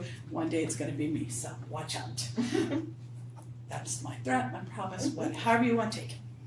One of my favorite things to stand up here and talk about is the CSEA Paraeducator Conference that we've already got notifications. They're going to start taking registrations, I believe in December it opens. It will be March 10th through the 12th. Early bird goes through mid-January, and then the price goes up. So we want to take advantage of that if we can. Our job description task force is making great progress. We're almost done with our first family. We kind of grouped them together in ways that meant something. Some of them are kind of oddballs where it's like, okay, we'll just kind of put all these together. So our first group is almost completely done, and with the job descriptions, they'll go through the negotiation team in case there's any ranges that need to change on them and that sort of thing. And then they'll come before the board after they're 610. So I'm pretty excited that we're making movement on that. We have, most of our job descriptions are well over 20 years old. And that's just too long for a job description. Nothing is the same as it was 20 years ago. So we need to make sure those are updated. So we're making a good hard effort to get that done. Another issue that came up, I heard a couple of times, is our bus drivers and field trips. Well, it was reported to me that we had a bus driver orientation, not a new hire orientation, but come in and see what it's all about, to see if they want to be trained by us and hopefully become one of our bus drivers. My understanding, it was quite a large group. I think there was about 30 or so there. 30 can easily trickle down to 2, but 2, 1, anything is better than nothing. So I have hopes that maybe we won't trickle down as much. Pre-COVID days, we were short-staffed at 34 bus drivers. We currently have 28 bus drivers, which is inhibiting our ability to drive field trips and that sort of thing, because we also have a lot of students that we have to get to school, be in the seats so that they can learn and be read to and, graduate, promote, that sort of thing. So we're looking for ways to bring more bus drivers to us so that we can provide services to the district everywhere, including our athletics, our field trips, that sort of thing. Let's see, lastly, just want to recognize another employee that we lost this month, was Erica Lumberg. She was started out as a campus supervisor at Riverbend School. She went on, I believe, to King Avenue to be a clerk, and then ended up at Terra Buena as the office specialist. And our hearts go out to her family and to be with them. So that's all I have. Thank you. Thank you. Ms. Young?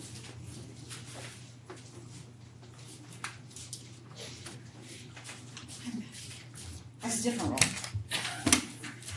Hi, I'm Trinity Counts. I am the Vice President of YCTA Association.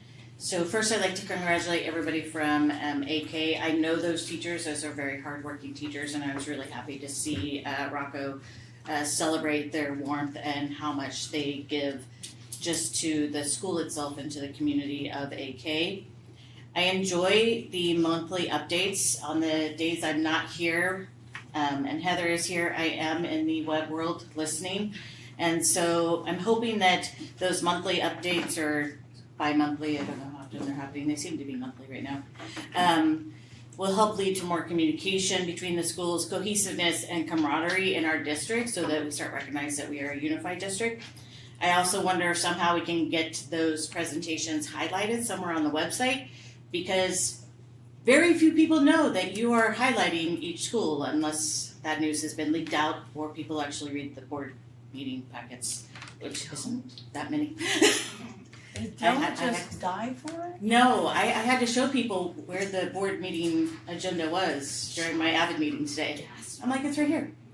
I would like to thank Greg for attending our CTA dinner, and I hope that next year more of us, including myself, will be able to attend that dinner. It was a great time in a small, cohesive group. I heard you want to sick, so I'm sorry. From the teachers, solar and parking still an issue, but we know it's an issue, so I'm just putting it out there that we still have that issue. The last board meeting I listened to, I was a little sad as previous bargaining chair to hear that we are applying for a waiver for the third year in a row for not meeting that 55% threshold. It worries me. I heard the rationale, and so I'm working with my bargaining team to look into those numbers to see with Kelly, our CTA rep, if those numbers actually are the reason why we're not hitting our bar. But it just looks not so good 3 years in a row. Ugh, kind of hurts me. AP program, I was really excited. My colleague at River Valley went to the AP conference in Boston, and she brought back to us the possibility of AP also being offered as a mid-semester test, which would be great for River Valley because our fall AP students have to wait 4.5 months before they are tested on the material. And I've compared the scores, and the scores don't look good. Like, my spring kids do much better than my fall kids, and I'm the same teacher, so there's not difference in that piece. But I look forward to that. I also echo the paying for the AP test because statistics have shown that students who take an AP test are more successful in their college work, regardless of their score. So I just love the fact that our district pays for that test for our students. I just wish more students would take advantage of it. October 3rd is a student non-attendance day on the calendar, which I don't know if you're getting as many calls as I am about what do we do on this day. So I'm wondering if there's a different way we could label it other than student non-attendance day, because my teachers are really confused on what to do because they didn't read the site plan, or the work site year agreement that said this is what you could do on that day.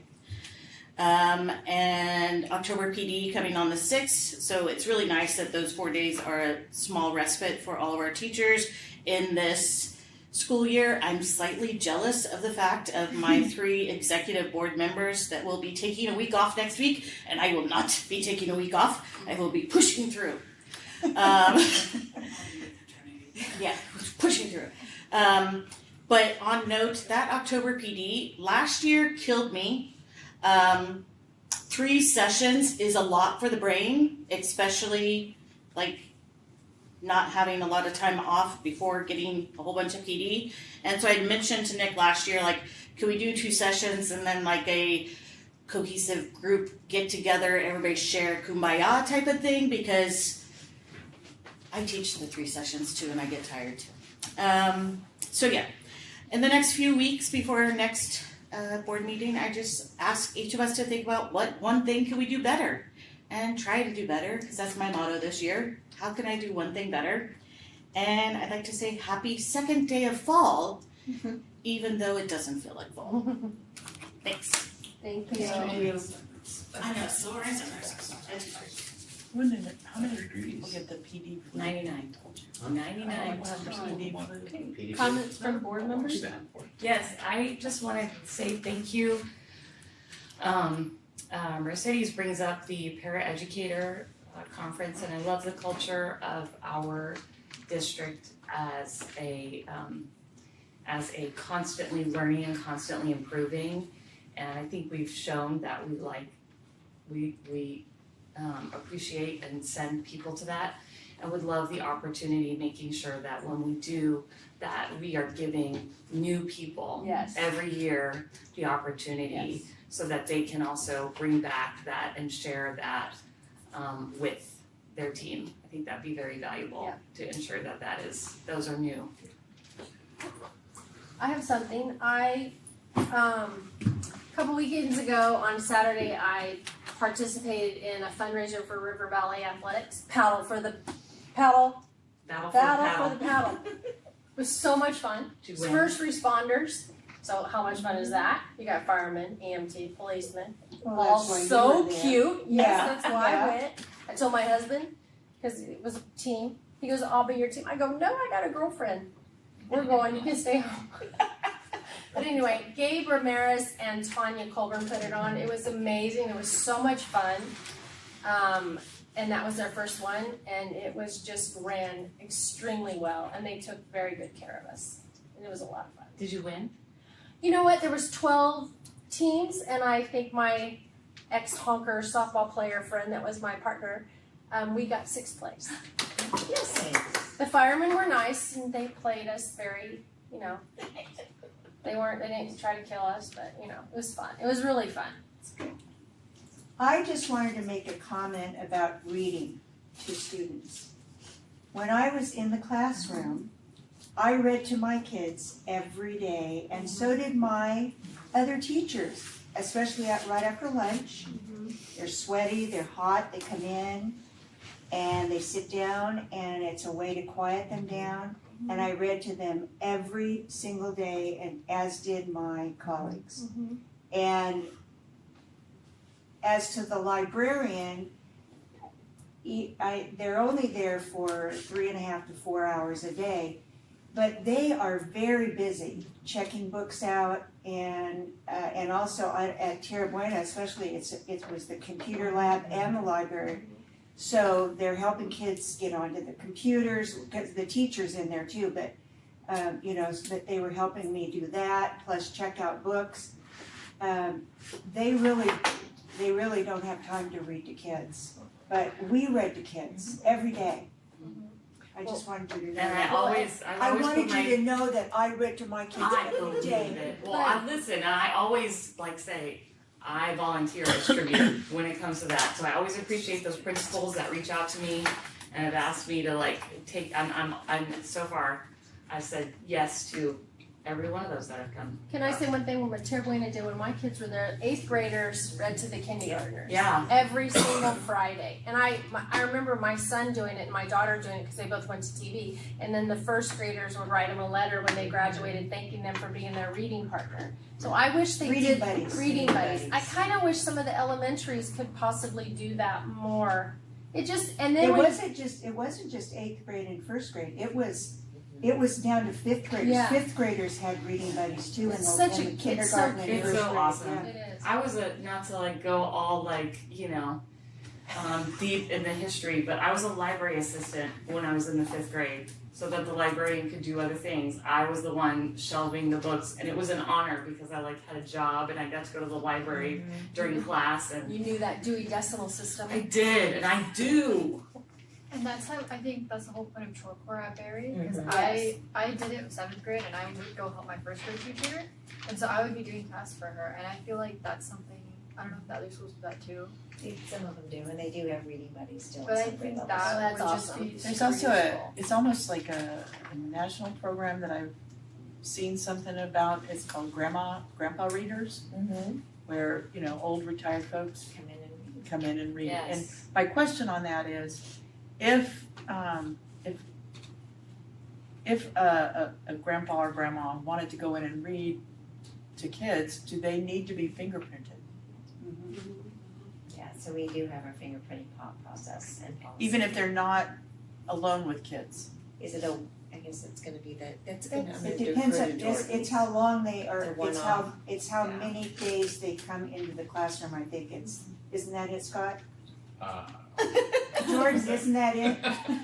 It is both, if there is potential for them to not be under the direct instruction at some point of a teacher, as well as the frequencies which they're accessing classrooms. So we would review So an individual. so it's a really great idea program, but some people may not want to, or may not, sometimes retirees are on really fixed income, so they may not have the funds. Is there a possibility that could be something, if we did an outreach to the community, that we could, I don't know, Pay for their life fund scan? some life scans? Because even if they have a life So scan. we do, we have two times a year where we fingerprint volunteers. Yes. Okay, all right, Because I don't, everybody has to I've have their never own. seen that advertised.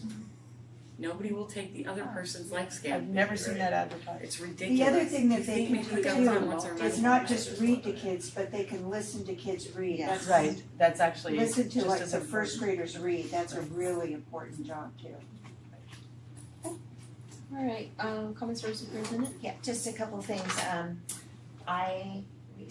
We resent the committee list, and what I wanted, and I shared in my Friday, is that some of those were specific to times and things going on within the district. It may be time where you had mentioned, do we want to add to, eliminate, because some of them probably aren't relevant any longer.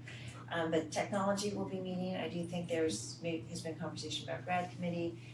I don't know whether or not there's any intent on facilities committees, so I think it's just whether or not you want to continue with those committees or want to shift some of the focus. So probably tech is one that's going to be a And lot graduation. while.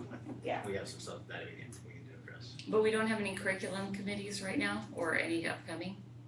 There's So meet and consult. There's meet and consult, we meet with YCTA once a month, to consult over curricular decisions. Oh.